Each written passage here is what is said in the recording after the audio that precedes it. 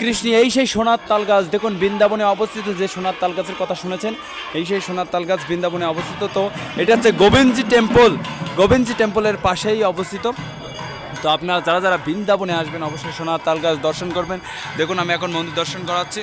তো কত সুন্দর, এই গেট দিয়ে আমরা প্রবেশ করেছি এবং এখানে আছে সেই সোনার তাল গাছ অবস্থিত।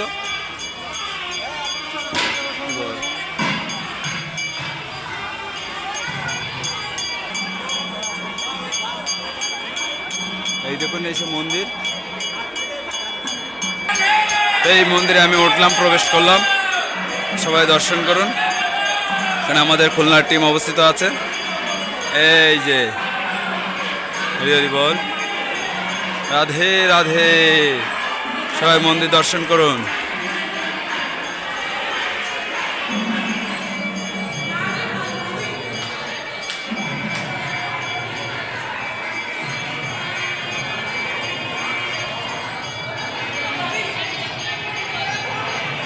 রাধে রাধে।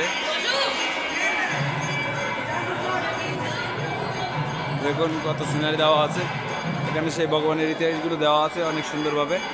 তো আপনারা এগুলো পড়বেন।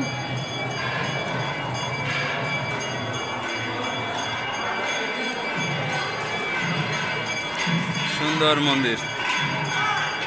যারা যারা আসবেন অবশ্যই এই সোনার তাল গাছ দর্শন করবেন এবং নিজের জীবনকে ধন্য করবেন। হরি হরি বল।